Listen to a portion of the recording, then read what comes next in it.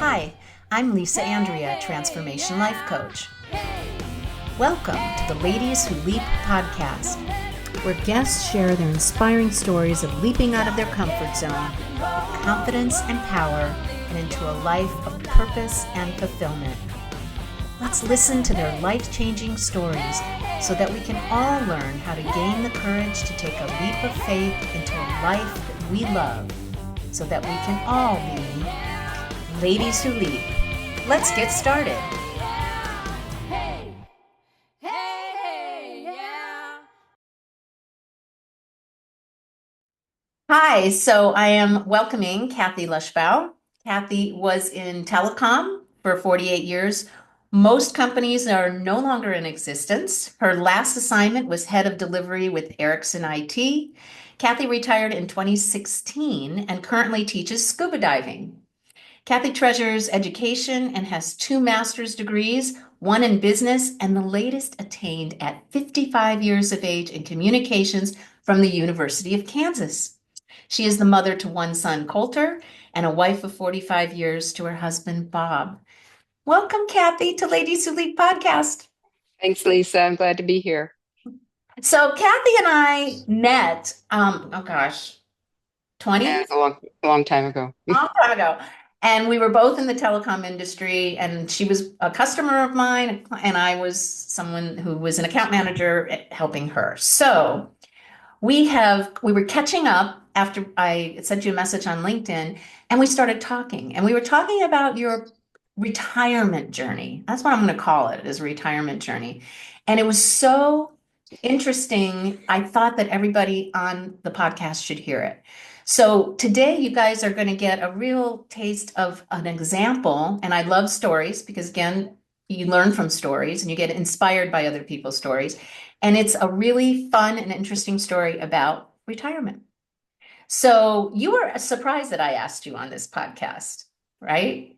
Well, I've been out of business for so long now. It's like, how is anything I have relevant to anybody now? I mean, it just didn't make any sense to me. So, Like I said, when we caught up on the call, it was how you transitioned from retirement with a corporate career in executive positions and then went into something that you found that you really, really love to do. And so I thought that your message was one of empowerment, and it was important to share with others so that they can learn from this journey. Because there are a lot of people that are afraid to retire. And even after they do, they just don't know what to do. They don't know what's next.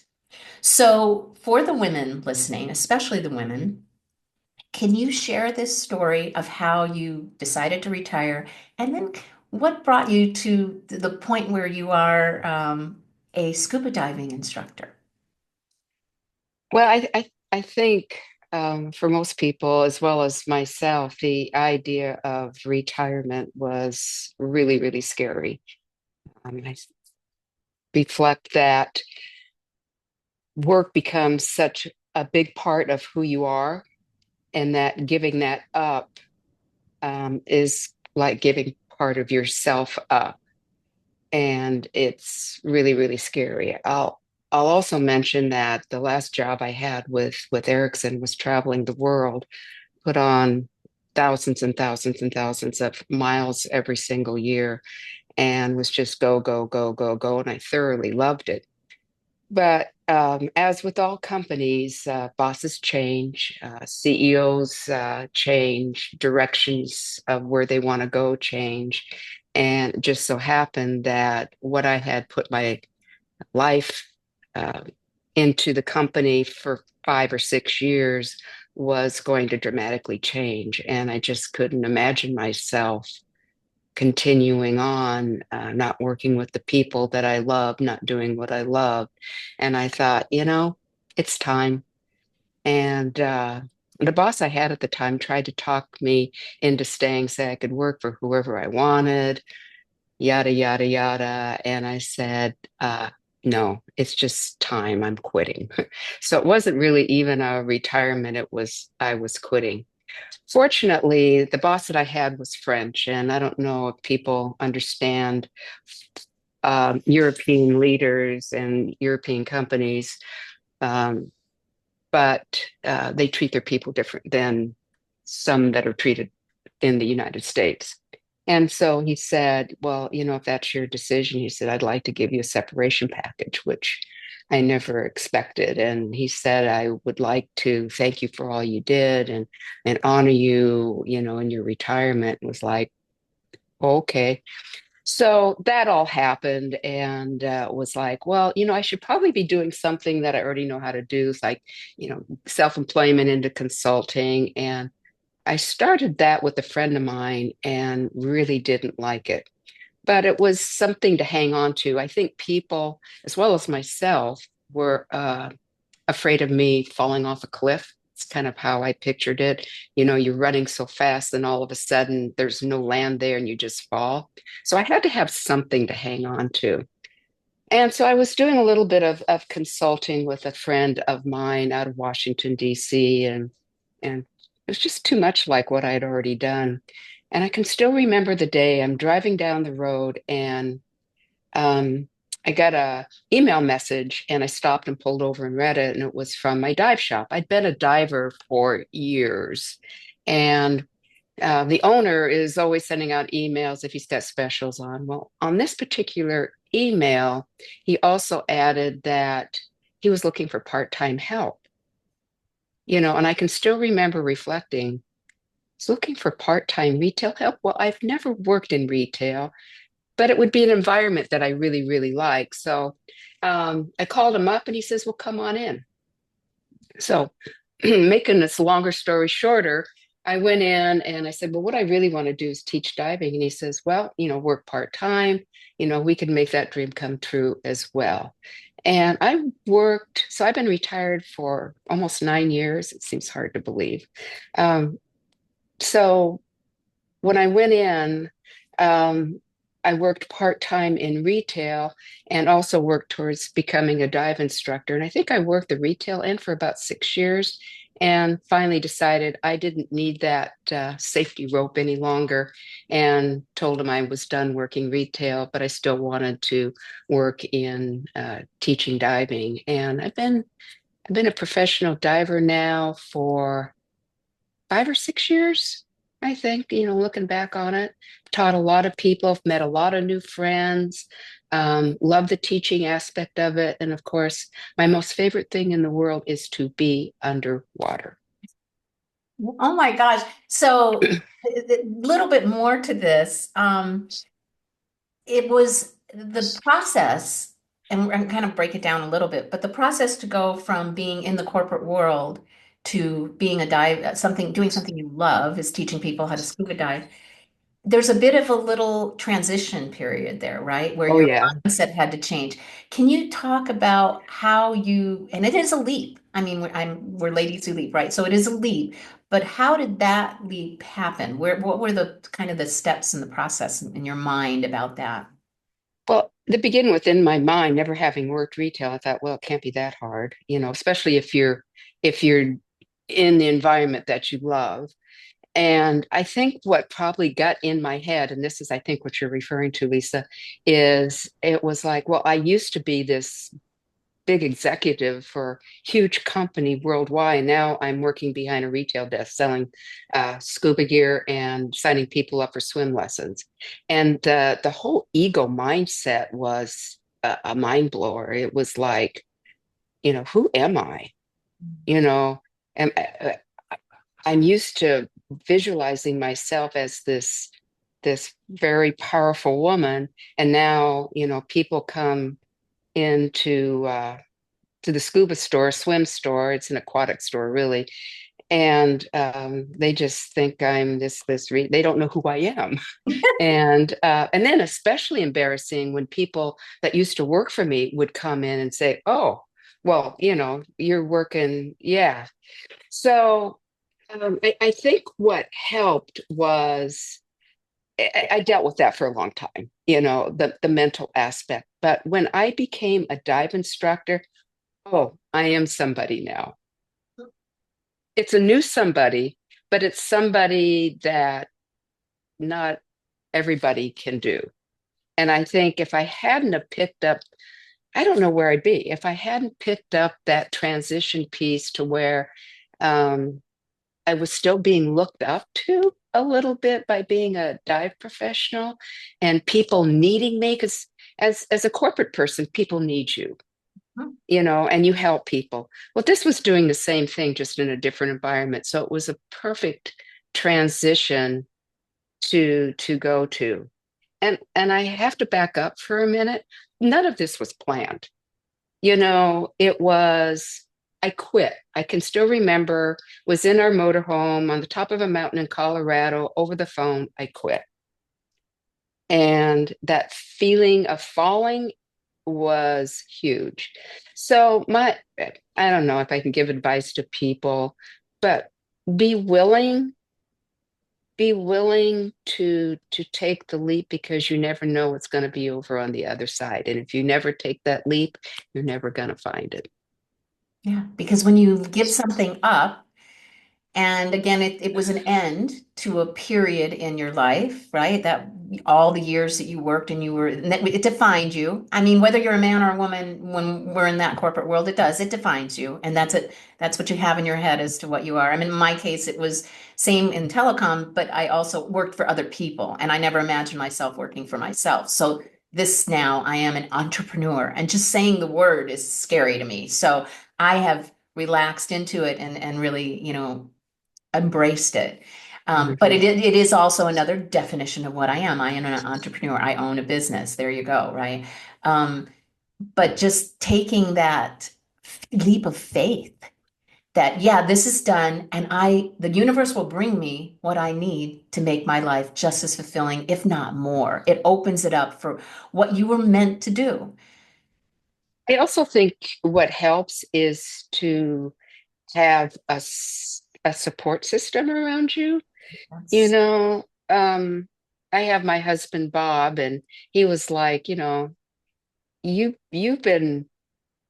I think he saw me go through some really bad years as being a woman in non-traditional business and doing a little bit of suffering. He says, you've done this for long enough, you'll be fine. Our financial people, you'll be fine. My friends, supportive.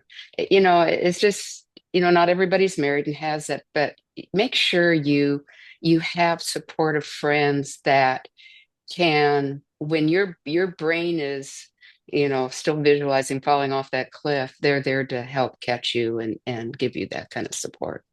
Yeah, that's usually a question that I ask, that who and what is your support system? Because there's going to be days, and I'm sure you had them, where you were like standing there in that retail and going, what the hell am I doing? It's kind of funny, but before I quit, I got through that whole thing I mean, I was there helping people as well. And I actually kind of liked it for a while. So learned a lot. It also helped my teaching and diving because I can sell equipment and teach at the same time, and not a lot of people could do that. No, I also learned how to work on equipment, so I kind of embraced the whole scuba thing, which again helped with that mental ego of, yeah, hey, I can work on equipment, I can work retail, I can teach. Um, so much of what we are is just not our body, but it's our brain as well. And you have to be able to satisfy that. Um, I hear so many people that they quit working and they do nothing. Well, I was like, how many times can you clean the house? How many dog walks can you take? How many books can you read? How many games can you play? How much exercise can you do? So once my life became full again with working retail and teaching and working on equipment, my comment was, how come retirement's so busy? Because I still did those other things, my dogs, working out, um, taking care of the house. Oh, yeah, on top of that, my husband, as soon as I quit my job, decided we're going to build a new house. So I had that to deal with as well. So, Huge. by the way, he's still working, so building houses. So anyway, Yeah, I remember that you told me that. It's just interesting that you bring up so many points of fears that women and well people have when they retire, but especially women, because a lot of women, when they retire, sit down and go, okay, so what's next? And thinking about, which is what you did, I know because before you retired, I saw you going on those beautiful trips and doing the scuba diving. I was like, oh my God, I could never do that. And you're like, no, I love it. I love it. So thinking about what is it you love to do? I mean, it could be painting, it could be anything, writing, being an author. What is it that you love to do? And now in retirement, to me, it's a celebration. It's like, I got all the time in the world now to do what I want to do. What was my calling? What is it that is it helping people? Is it teaching people? What is my calling? And so understanding that you already had that and But I that, didn't know it. oh, see, So with diving, I mean, with diving, I never thought I would be a professional scuba diver. Never. I mean, I enjoyed it. I loved it. And all my vacations circled around it. But it was that email that the owner of the dive shop sent out and said, I'm looking for part-time help. And it just struck me. And when I went in, I said, I don't know where it came from. I mean, it hadn't been thought out a whole lot. I wanted to be more than just a retail person. And the next thing was, well, I can teach diving. I don't know where it came from, but it did. so what does Kind it of just mean, before I ask you the next one, what does it mean to be a professional scuba diver? What does that actually? a teacher. Okay. There's different levels. You can be a dive guide as a professional. They lead people on underwater dive journeys, um, dive trips. You can be a dive master, which is an assistant, and also dive guide. Then you can be an assistant um, teacher, and then you can be a full teacher where you can certify people. You can be a teacher. I'm not going there; it's too much. Mhm. But there's different levels, and they're all in the professional range. So I had to go through a lot of different steps before I got to where I am, and um, there's nothing better than teaching diving. That's all I can say. It's my thing. Yeah, yeah. And one thing I was thinking of, I've gotten a lot of clients and women that I've spoken to, and they said, "Well, I don't know if I can do that. I'm really interested in this, but I'm not. I don't know if I'm that." I said, "Well, then you can get there. There's teachings, there's certifications, there's just doing it, and there's a lot of times when we think about doing something new, we think, oh, I have to know it 100%. Otherwise, I'm not even going to try. I'm going to be too scared to even think about trying. Well, nobody can do anything until they learn how to do it. So I'll add a little bit to becoming the level of teacher that I am now. A couple of things that you have to do. By the way, when I became a full instructor, was I was almost 70. So a couple of things that you had to do. You had to be able to swim the length of the pool and back, and it's not a small pool. It's not an Olympic, but it's not small, underwater in one breath and do 26 laps in 20 minutes. And I I reached out to people, especially about the underwater part.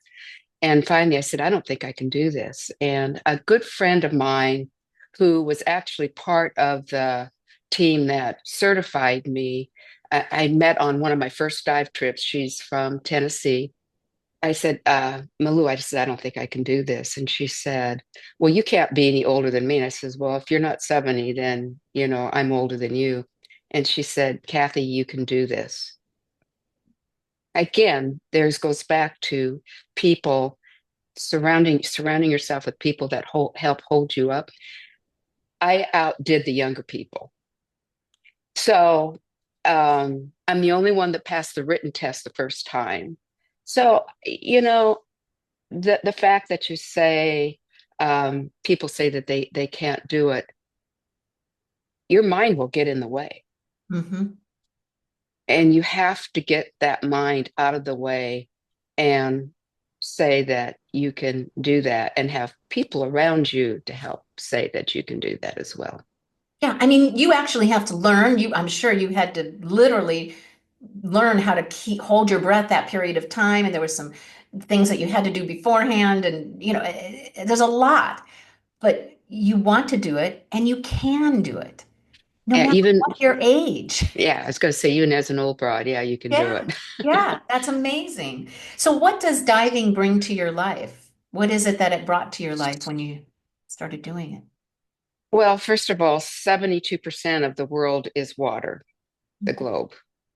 So I'm a traveler as well, but there's so much of the world that is underwater and the beauty of it and the coral and the fish. And probably what interests me the most about the fish are the little things, the things that are maybe a quarter of an inch big that live under the water that are part of their ecosystem and finding those things. And for a while I took pictures of everything, but I gave that up too, just to be more in the moment rather than trying to take pictures of everything underwater.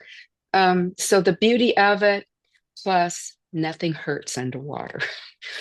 Oh, Getting in and out of the boat might be difficult as you get older, but once in the water, nothing hurts. Water is healing. it truly is. Oh my God. I never even thought of it that way. But yeah, that makes sense. I'm a bit afraid, even snorkeling. I had to get used to that because as the fish came over to me, I kind of like freaked out. And then I'm always looking for a shark. So, you know. So I always tell people that snorkel, that diving is easier Oh, because when you're snorkeling, you're on top of the water, you're fighting the waves, water's getting in your snorkel. You know, you're always looking for things to come up to you.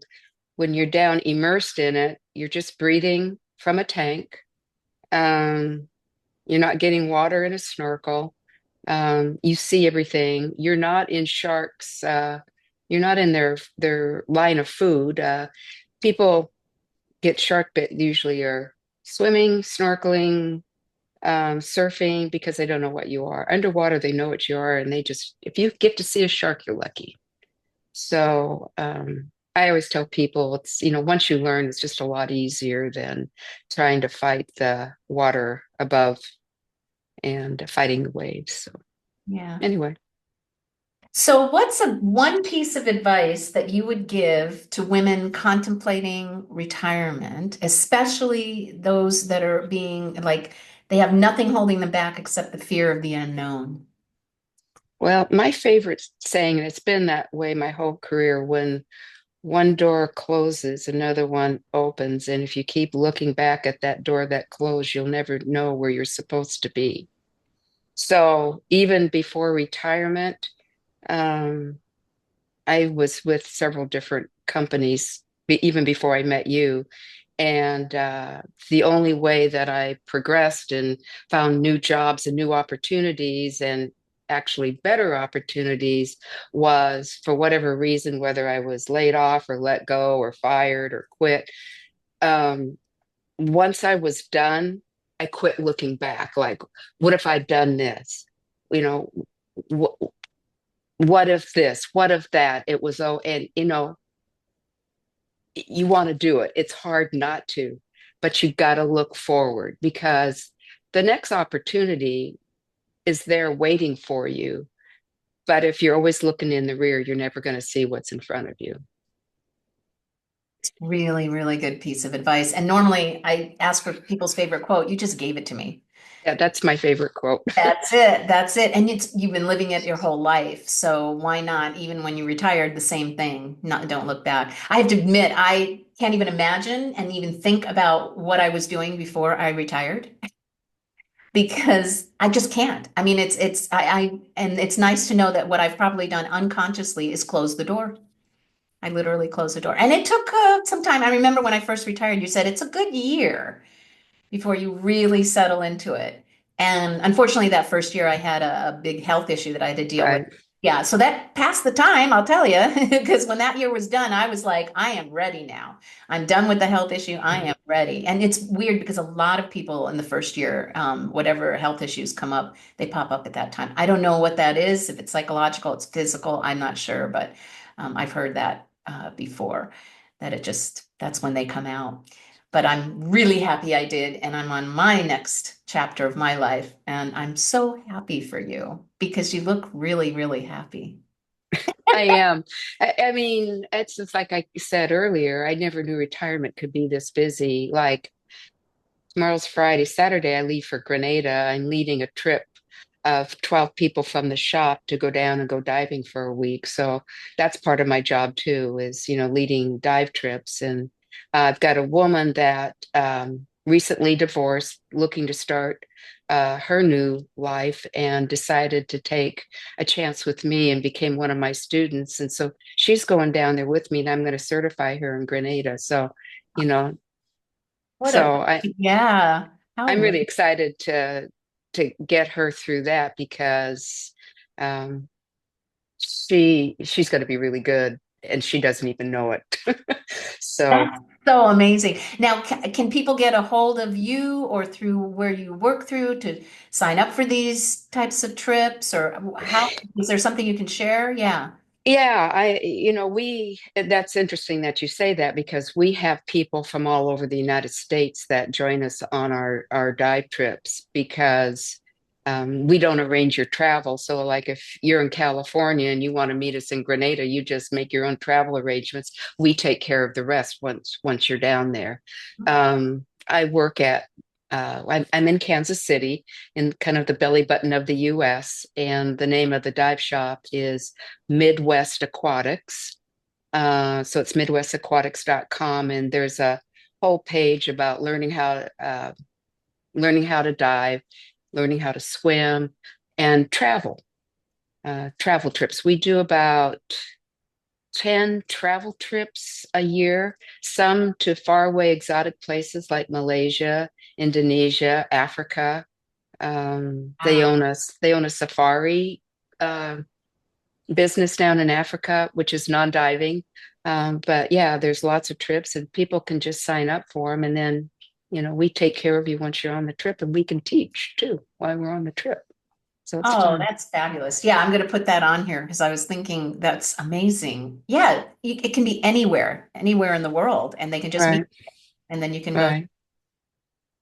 Well, I want to thank you for coming on the podcast and sharing your story. And I'm hoping, and I know actually that it'll give inspiration to someone else who's scared or doesn't know what to do. Maybe they've actually retired and they're listening to this and they're going, okay, Kathy's giving me hope to understand what it is that I love to do.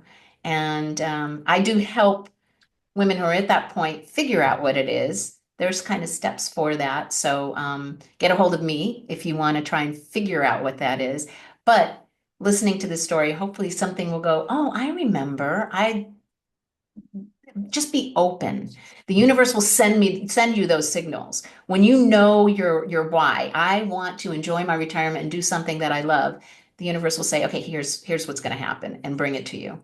And it might not be the first thing you try. Yeah, My first thing, once I got working at the dive shop, I got out of my consulting business but that was something in the interim to hang on to until the universe reached out to me for what I was really supposed to do. So, don't be afraid just to try something. And if it isn't the right thing, it couldn't be a bridge until the right thing comes along. exactly.